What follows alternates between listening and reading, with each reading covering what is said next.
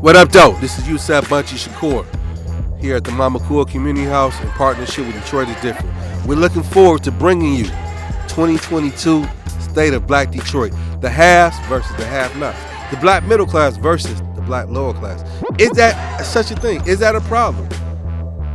Are we in an internal war with each other? Are we progressing? Have we digressed? These are questions that we have to ask ourselves. And that's what we plan on doing with this conversation as we get prepared for State of Black Detroit 2022, brought to you by Detroit is Different at the Mama Cool Community House, featuring myself, Yusef Bunchy Shakur. Detroit is Different podcast studios back in full effect, telling the story of the footprint of my neighborhood. And my neighborhood footprint actually goes a little into Highland Park. As many have heard, and I've done a notice on some of this information about a lawsuit myself and many neighbors here in this Hope Village community are facing, Highland Park's getting it head on. And when we talk about head on, it's a development that's entering our community and not engaging our community in an equitable, fair way. And one of the biggest people that has stood tall against development being imposed upon our community and our neighborhood is Mr. Marvin Elliot. Mr. Elliot, how you feeling? Yes, hey, how you doing?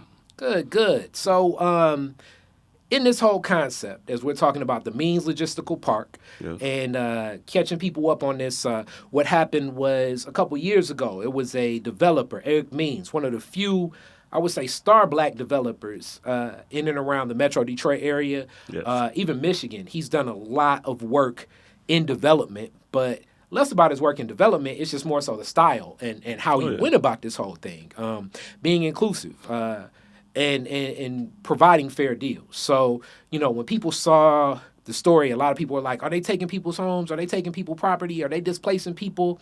Right. From the Detroit side, not necessarily. They're looking to rezone things and change our deeds restrictions, Right. which impacts our property value.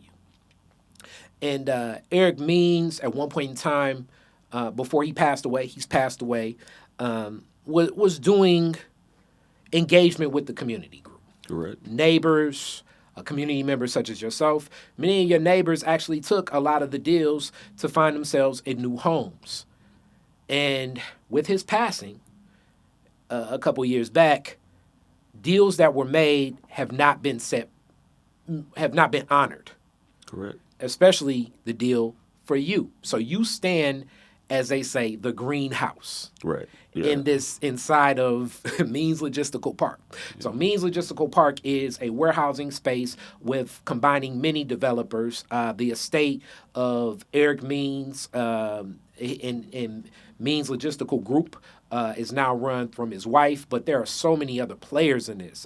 Ashley Capital, Colliers, as you said, Highland Park, and almost like the launch of their economic growth corporation inside and things going on. Consultant Tyrone Hinton, who works in and around Metro Detroit footprint, and many others.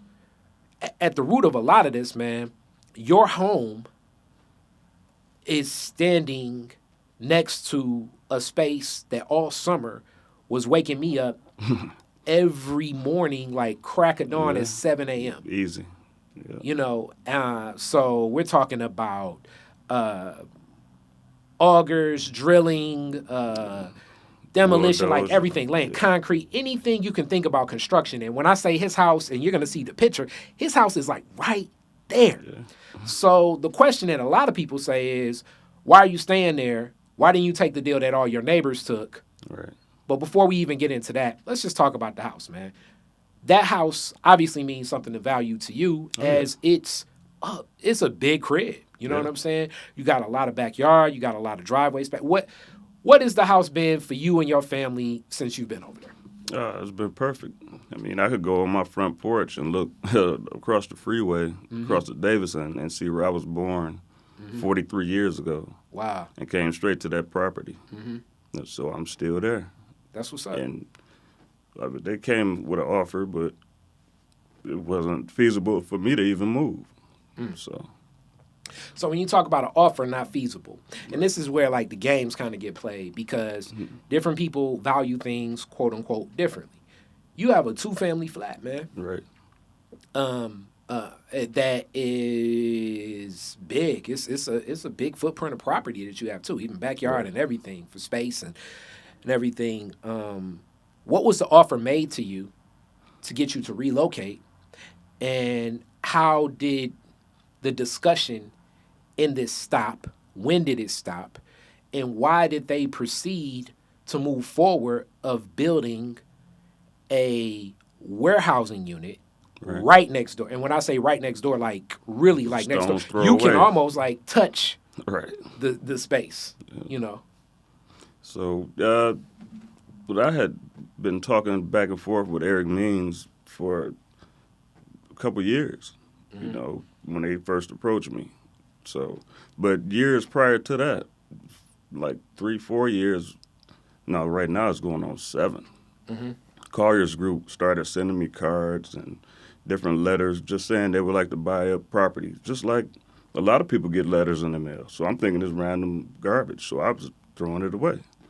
My father was still living there then. So once Eric started coming to the neighborhood, like you said, he introduced himself. Then he began to get comfortable and started coming around, just making sure people was all right. And then, matter of fact, I was with him 2 days before he passed away. He came to a couple of my uncle's houses. One, then we went around the corner to one of my other uncle's house. And he gave me an offer, but I told him no, I couldn't find nowhere to move to for that. Other than that, I had to downsize, can't afford to.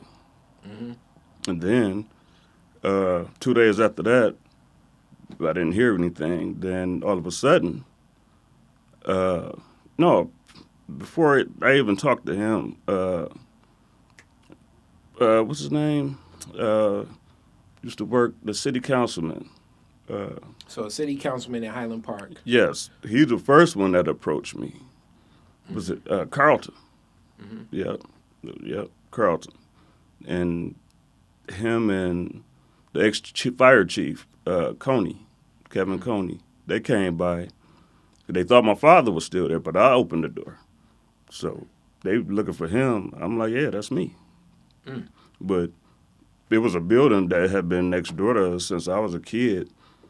And Carlton was the code enforcer and everything under the sun. And he would never answer the phone. He came by one time and looked at it and nothing. When they came in, did development, they bought it and tore it down. So that goes to show a lot about Highland Park. And the interaction. So it was a building that that needed to be addressed. Condemned, full of trash. I've been up to City Hall multiple times, nothing. And right by your home. On where I park at, right there, right next door. Wow. And Full of trash, overgrown trees. We used to have to clean it up. And when this development was going to begin, you saw traction on that property being demolished. Yep. Did you put 2 and 2 together at that point that something else was going to be happening? Oh, yeah. Yeah. So with this, that first offer, because at this point, many of your neighbors took the offer, and I'm aware of this. So for people more involved, as we know, with Detroit is different. Friend and ally, at the point in time, Reverend David Alexander Bullock, the pastor of Greater St. Matthew Baptist Church at the time, that's right there. It is, that Highland Park LaBelle footprint. Yeah. So if you ever went to a church service over at Greater St. Matthew Baptist Church with Pastor Bullock, you would know the neighborhood we're speaking of, because that's that neighborhood. And I even spoke with Pastor Bullock about this, and he was talking about how Eric Means was, kind of making some headwinds into the community years before traction began on this project. He was trying to get input to see if people had a problem with it being done. So when he passed, they didn't care who knew about what. That's why they didn't have any more city meetings. But to tell you the truth, the other church down the street from there, St. Luke, I think it is, they had a meeting there just for the people who lived in that area, within that square area where I'm at. Other than that, I didn't see people from across Hamilton and 6 Mile and off on Woodward. It's still in Highland Park, so everybody should have a say-so on it. And it's unique that you talk about this because it intersects in my neighborhood with Hope Village. Yeah. The community group set up forth a community benefits agreement beforehand. Okay. And that community benefits agreement limits how alcohol can be warehoused and also explosives. Yes. This project is looking to break that. And the speculation in a lot of our minds is this may be an Amazon facility, but let's say whatever facility. Right. The explosive thing definitely has us like, all right, what type of explosives do you want to house there? You know what I'm saying? And they're like, well, it'll be fireworks. But then these are the discussions that happen where now values like of property such as, what I and my family own, Mr. Elliot and his family own, these are the games that can be played. So it's not like necessarily eminent domain, quote unquote, but it becomes that because if you devalue my property to a point where now I can't have options if I wanted to move and find something comparable as what Mr. Elliot is saying, then basically you've trapped me in a condition where now my quality of life will be so suppressed where I'm going to want to move and never find the true value of what it is. Because you're looking for a 2-family flat that can house really 2 families. That's what you have. You have that size of a space and you need something comparable. Not anything that, quote unquote, is valued at what the market bears, as they would say, and saying like, well, to find one of these, to find this much space on another place, you would need, I don't know, let's just throw out $300,000. Yeah. Your property saying it's only worth $75,000. So we'll give you $100,000, and that's us being generous, throwing another $25,000 on top. Where it's like, no, because you want to do this project here, and you didn't actually deal with us equitably. You're going to have to meet Mr. Elliott and all the other neighbors and residents that choose to stay with a level of care, concern, and input that we all want. That's fair, A. Or B, you're going to meet us at a level where you pay us out what would be fair and equitable either. But the last thing you're going to do is use the entity of, who we pay taxes to, like our government, to fight against us. Exactly. Yep. But, they did my cousin that had a house directly next door. They did him real bad. What happened to your cousin? They came over, I think, the Colliers group and talked to him, and they showed him some papers. He showed me the paper. He showed me the papers, and it showed that his father. That's what it says, air quotes. It says his father had a mortgage taken out in his name. This was 2 years after, signed and everything, 2 years after he passed away.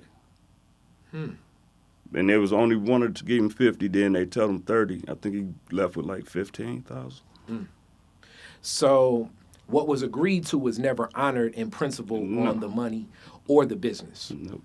Which leaves a lot of people. And there was some false paperwork. They showed him something that stated, because he's showing me, it says his father's name and the date. And I went to his father's funeral. So a dead man is out here signing up refinancing deals. Ain't that something? I wonder what lender was the lender for that dead man refinancing.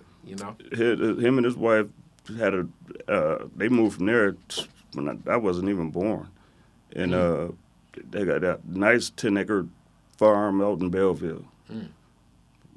Raised all type of animals. So why would he need a loan? And they still had a property out there. So it's almost like knowing the places and spaces of what you can, how you can move forward. And it's unique because this property in the beginning, when my neighborhood was sued, we were sued in the summer of 2021. Over about 150 residents over here in different dockets. So, and each docket is unique too, because even in your docket of some paperwork you just showed me, DTE is sued in this. The city of Detroit, the city of Highland Park, AT&T, Comcast or Xfinity. So it's like it's multiple players that you recognize would have been in bigger talks about this, and I assume are in bigger talks. And the way that a lot of the attorneys kind of talk around it as far as I'm concerned. It's like, well, they need to do this because it's just, it's just some paperwork stuff. It's just some paperwork stuff. Right. But it's like, it's deeper than some paperwork stuff. It's a lot more to it. Yeah. It smelled bad and it looked bad. The property at one point in time was blocked off with like makeshift fences, as I call it. Concrete borders. Yep. Yeah. For a while. It was, yeah. And construction began this summer. Yeah, the major construction. Yeah, but Blue Star came in and started demolishing majority of the houses that they torn down. Mm-hmm. Yeah. So for somebody like you, it went from an offer and conducted business where you're like, that's not a fair offer, to immediately now you're dealing with legality and many lawsuits. How many lawsuits do you have pending connected to this? I got stacks of paperwork from that one company, Madden Hauser. Yeah. But it went from Colliers Group to them. So when I talked to those people for the first time in Madden Hauser, they said they didn't even know who the Colliers Group were. So when I talked to the judge and Madden Hauser on that Zoom call, now all of a sudden you're saying that they're brokers. Colliers is their brokers. But all of a sudden now that you know them, since it's in court now. Wow. But at first they act like they didn't want to tell me that, like they wasn't obligated. How difficult has it been to find a lawyer to represent you and support in this matter? Legal support. It's rough. Yeah. So, what do most attorneys tell you? A couple say they're gonna ask some of their colleagues. Yeah, because I know one guy, Mark Brown. He's a criminal lawyer, but he has other lawyers. He has lawyer connections. Yeah. So I'm just waiting on some feedback. And you're looking actually at a case that's pending very soon, December 16th. You got something coming up, so that's days away. And how are you and your family? How are you having resolve to take on something like this? Because this is circuit court, the U.S. Circuit Court. You're looking at real deal situations. And just as people, I don't know how much you all have been involved in legal situations as myself, and shout out to Sugar Law for stepping up and in some of the relationships with myself and my family. We were able to get some support from them. But in this matter, I've reached out and I've met other people like Mr. Elliot, and even reconnected with a lot of my neighbors of where do we go in this matter? And it still seems to, like a lot of things in this nation, that if you have more money and own more property, courts and justice will sway in your favor more so than being a resident. And the tough thing about us as residents is this was imposed on us. We were living our life free, having fun, loving life as much as it's cool to meet Marvin and everything. But under the circumstances. Under these circumstances is not the way that we want to connect. No.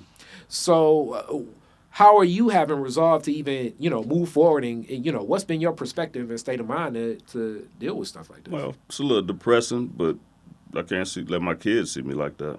So I just keep my fronts up because they don't like it. No one's happy about it. Especially, that's why I got a lot of family. They come and check on me. So they got me. They making moves too, making calls. So I was hearing it, and I'm a freeway across. Right. What was it like waking up at 7 a.m. almost every day, and even to this day now, it's still constructing now. What is it like to be abruptly woken up almost to earthquake? Yeah, sometimes I used to get up about 5 o'clock, so I wouldn't have to jump up out my sleep, thinking somebody coming in or something like that. So I wake up a little early, and pictures shaking on the walls. I just go in the basement, make sure my foundation is straight, and walk around my house. I still do it. What about the dust and the pollution and air pollution? Have you noticed a difference in air quality? Well, as far as before, that's why they hurried up at the last minute and put the asphalt down, because when it was still nice out, all those trucks back and forth, I couldn't even sit on the porch comfortably because of the dust. Yeah. That's why I didn't put my air conditioner in the window on that side. Because it was just bringing in dust. Yeah. Either that or it was going to go out. Yeah. Yeah. And of this, let's also talk about when they talk about projects like this come for job creation. Yeah. The job crews. Do any of these people look like Highland Park residents? Nope. When they not going to when they finish either.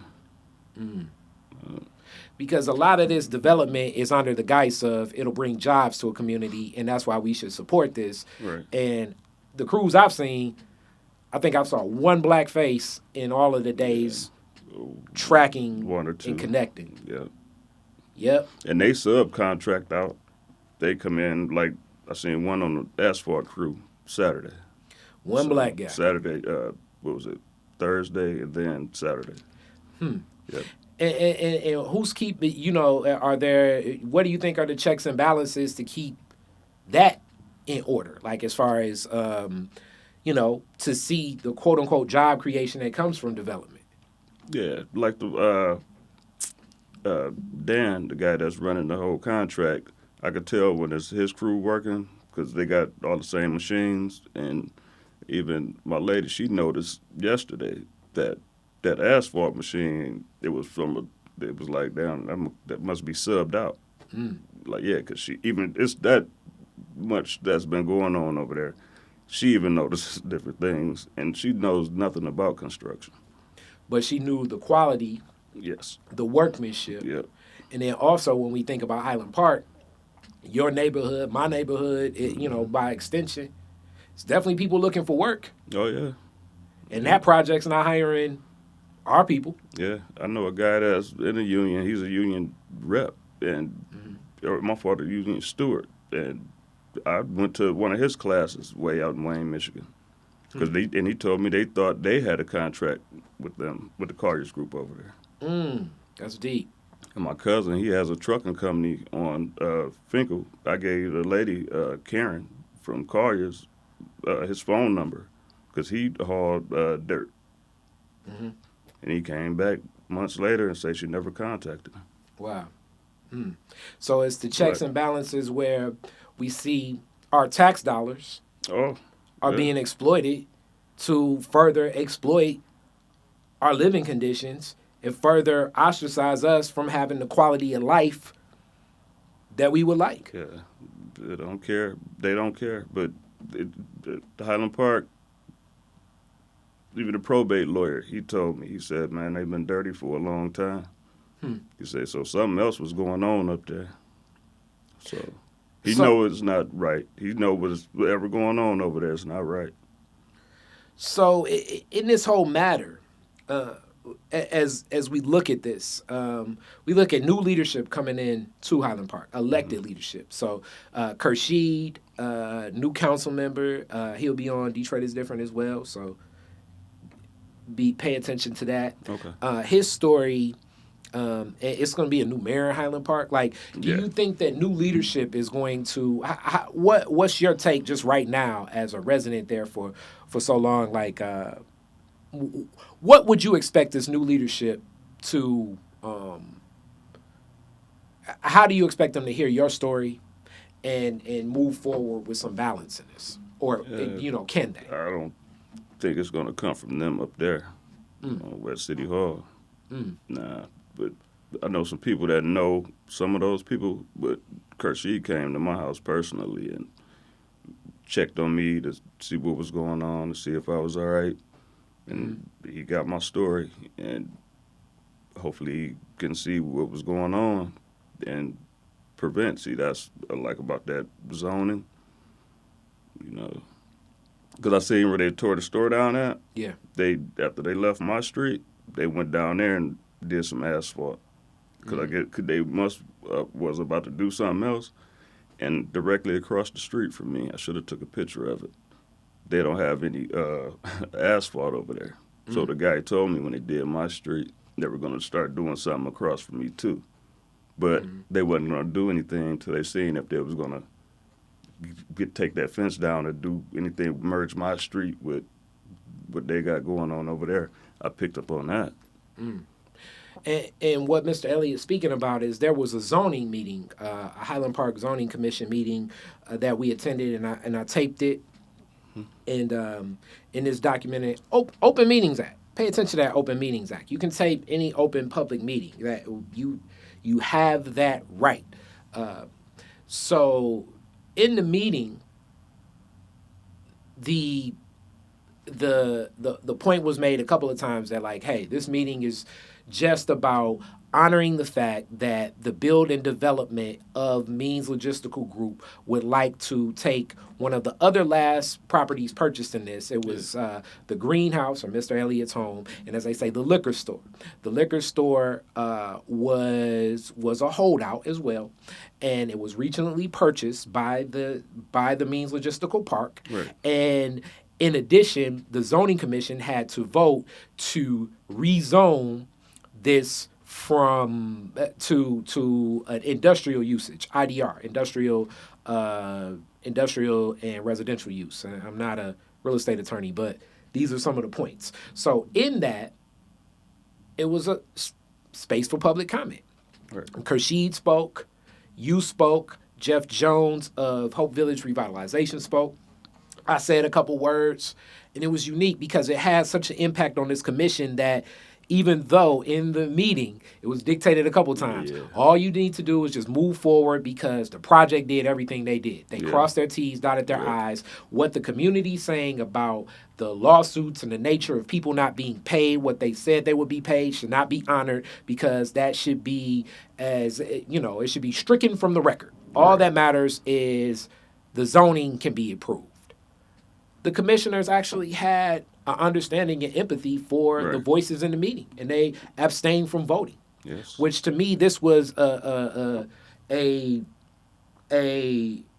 strong political action to just see community members come together and stop a effort that's been running, as far as I'm concerned, like whatever program they would choose to run up to this point. Yeah. Without really engaging with the community since the passing of Eric Means. A couple of them, they felt what I said when I said I don't even have a street sign. Yeah. And like my cousin Jason Daniel said, he said, man, what if you have a medical alert, emergency or something? Yeah, you call 911. Yeah, you call 911, no one's coming. You're missing mail, you're missing packages. I can't, the street sign continues to be taken down by developers that are being paid. This is the other angle that I pointed out. And I know, shout out to Theo Pride and the Detroit People's Platform. This is also a brownfield project. A brownfield project, if you all are unaware of what that is, and you're going to learn a lot of this in some of the Detroit's different information. But a brownfield project basically takes federal money and tax monies that look at a space that's labeled as like basically a brownfield. Like it's so dilapidated you can't do anything with it. So we're going to give you some money, or we're going to not necessarily give you some money. We're going to match whatever and give you a tax incentive to do whatever you want to do so you can activate this space. The tough thing about this is, as I was asking Theo from our original meeting, it's like houses used to be there. Like houses were there like on Monday, but it can be labeled a brownfield on Tuesday. So basically they're honoring this as no value, period. And when we are in, I mean, for you, you're next door to it. I'm blocks away from it. When you're blocks away from a brownfield, what does that do for your property value again? Exactly. And property values, whether you want to refinance, whether you want to sell, how you want to get insurance for your property, because that's another big one right there. Oh, yeah. All of this impacts what can happen based on property values. And another gripe that I have, a lot of these appraisers of properties are not enough of them are black, and not enough of them are actually from the city, but they're appraising properties here based on quote unquote standards and valuations that are, this is a Kari Frazier statement, not even a Detroit different statement, based on systemically racist systems. Yeah. So this is where I look at this as these are violent acts done in ways with paperwork and using the veil of, well, it's all legal and we did our paperwork, but it's still a violent act when it happens to us. Oh, yeah. Because you know, if I have like, I mean, look at what I'm doing here in this mixed use space. But if insurance is only going to cover $7,000, Right. because now I'm, you know, a quarter mile away from a brownfield, does that mean I can't do what I do over here? Right. Or I'm just going to be rolling the dice and running a risk with what I do over here? Yeah, that's what that means. Yeah. I don't even have a fire hydrant. Has it? Yeah. So what would you see as fair? What would you see as equitable? What would you like to see happen?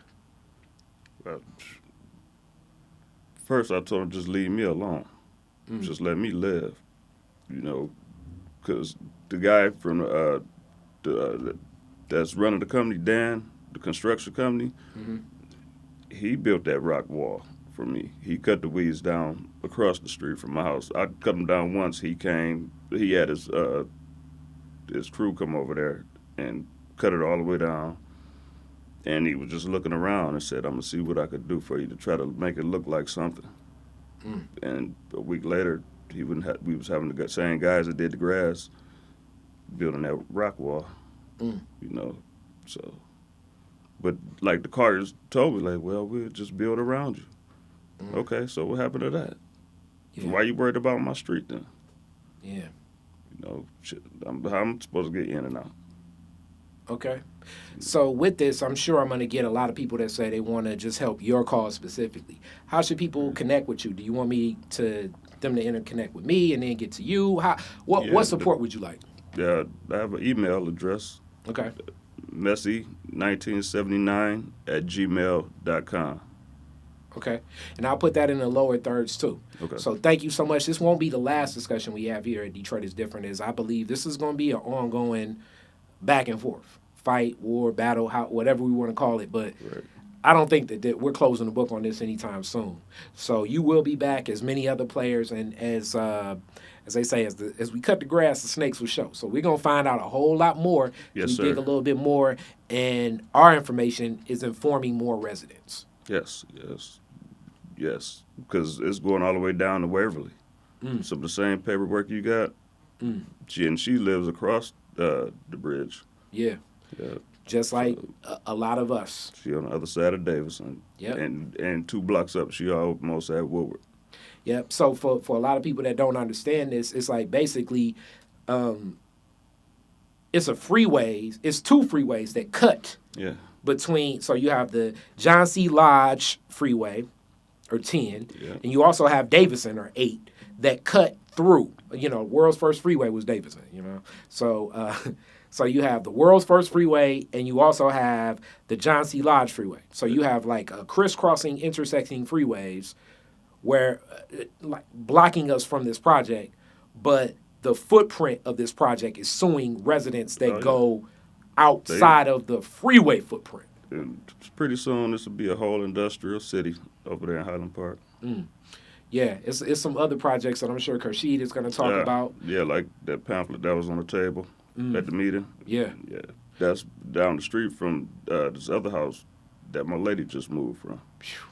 Yeah, because we were back and forth over there, but I never left Grand. That's big. So. That's deep. Yeah. Well, thank you so much, and yeah. we going to get this out, man. We're gonna get this out. Thanks for having me. All right. Peace.